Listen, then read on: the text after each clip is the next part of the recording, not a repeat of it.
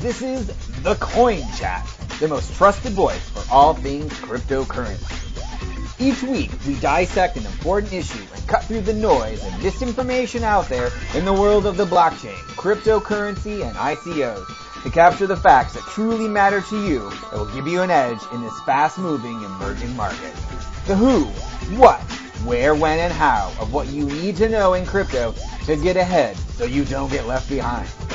Now here's your host, financial expert and CEO of Coinvestor.io, Steve Good. Hey everyone, this is Steve Good and Yuri Cataldo choking on his coffee for our next episode of the Coin Chat. Oh my God, the timing was fantastic. Yes, you couldn't have possibly decided to choke on coffee at a more appropriate moment. I didn't even say EOS, and you're already choking on the coffee. I didn't say Facebook. I didn't say centralization. I didn't say cartel, although on the video episode we're running right now, it does say the C chat, as in the cartel chat, which is what today is all about. No, it's not. Actually, this is just What the Fork Part 2, because this crypto world we're living in now has gone nuts on a whole new level of crazy madness. Forget the bear market. There's just a lot of other stuff going on. Let's talk about it. The cartel chat. So today's episode, the cartel chat. Yeah, I'm going to rename the episode today. I'm still just now recovering from my coffee. Thank you for the intro. I tried to buy you as much time as I could so you could clean up your own mess. I could. Fortunately, did not spill anything on myself, which I'm surprised at. But next time, wear a white shirt. It'll make it far more visible for everybody else who's watching. It will, and I will drink fruit punch, so it'll be very obvious. For those not watching and listening, Yuri's wearing a dark blue shirt, so you're not missing anything. No, you missed absolutely nothing. Except that he combed his hair and he looks great today. I do, thank you. Well, we're on video now, so I thought I would show up. Well, we're everywhere now. You're welcome. Yeah, thank you. I brushed my teeth, if that makes any difference to everybody. That does.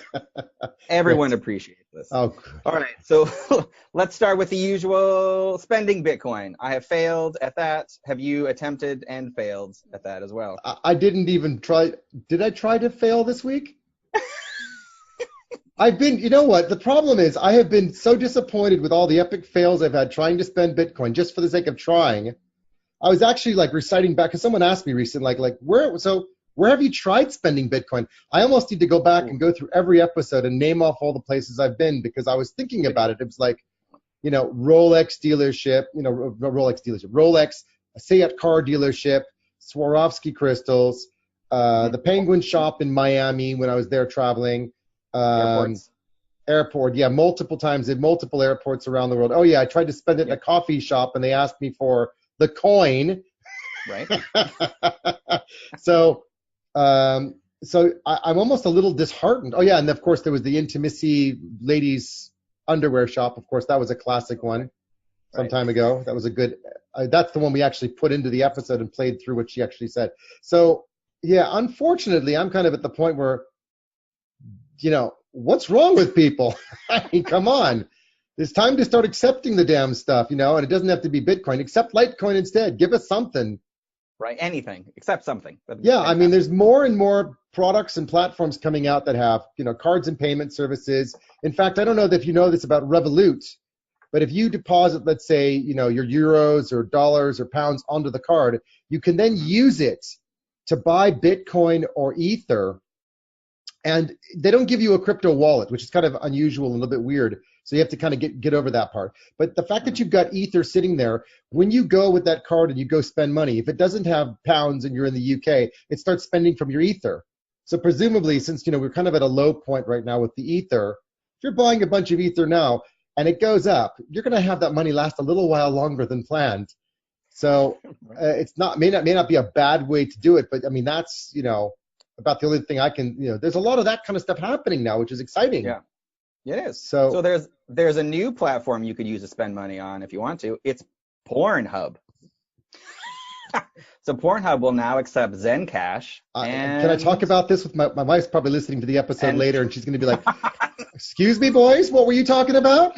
I mean, we're looking for places to spend cash. Pornhub wants your cryptocurrency. And Smart play. they do. They're not accepting it. It's mostly because Justin Sun, he's the entrepreneur who bought BitTorrent. He also is was it? He's also behind Tron, and they have made a agreement. So you can use Tron coins for adult entertainment.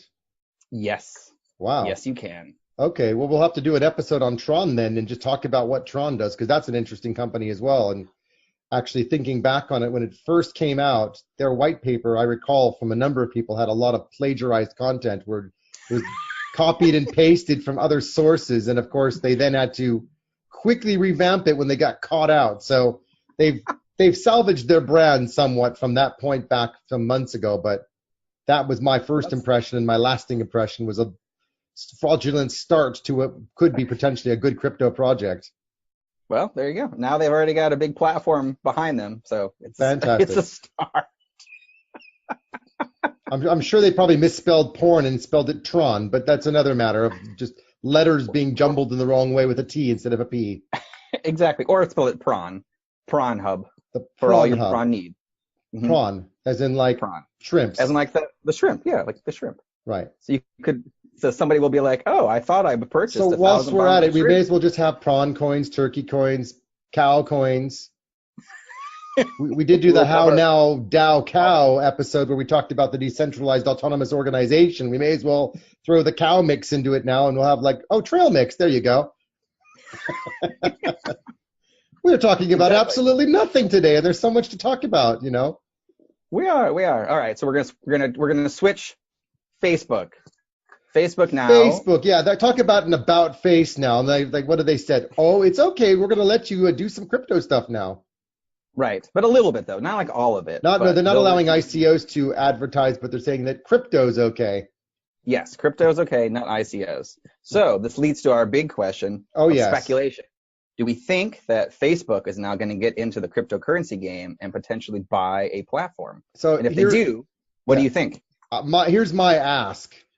Anybody that's checking us out on YouTube, or anybody who hasn't come to YouTube and wants to comment, please comment down below and tell us, who do you think Facebook's going to buy? We'll have to come up with a gift for the winner. We'll announce that at some point. We'll come up with something. But I think it would be fantastic if we could be the ones that identified it first on our channel and said, this is who Facebook's going to buy. Because, I mean, look, they're an advertising platform predominantly, right? Amongst other things. And then, of course, publishing content. So what's it going to be, a content play or an advertising play? I could make a few guesses myself, but let's let our listeners vote and comment on who they think is going to be the acquired taste of Facebook. Perfect. If you say Coinbase, you're disqualified. Yeah, no, we're not talking about exchanges here. It's got to be something aligned to their business. I mean, actually, you know what? Let's not put any rules out. If people want to think that they're going to buy Coinbase, go for it. Facebook probably has the money. They probably could afford it, but I don't think they want to play in the regulated banking space. But yeah, maybe they do. Let's not sway our listeners. But yeah, it's pretty interesting because there was a lot of comments just in the last 2 weeks about Facebook and Google trying to control it all, and then they launched their own crypto. And instead, what Facebook did was exactly the opposite of what a lot of people predicted, and turned around and said, you know what? We're losing too much revenue on this one. Let's go ahead and let people do it again. And guess what? Guess what Google's going to do now? Oh, you'll never guess what happened next. They fell in line. Yeah, I'm sure Google's going to start opening up the floodgates, and so will Twitter. And of course, YouTube never really did much to ban any of this stuff. I've seen it going all along. So yeah, I imagine why not? Another revenue stream. It makes sense. All right. So moving on then. So with Bitcoin now dropping below $6,000 and a lot of weird stuff happening temporarily. So what as someone who's heavily in the space, what trends are you seeing right now? Well, so there's a few different things. I mean, if you look at the trading patterns, a few of my friends have been posting stuff on our Telegram group, what's really interesting is like all the charts look identical. It's really, really weird. Like every coin has exactly the same trading pattern, which of course makes absolutely no sense. So that's usually an indicator that everything's being traded together. And there's certainly a lot to say about the futures markets on the CBOE and the CME having something to do with a lot of that.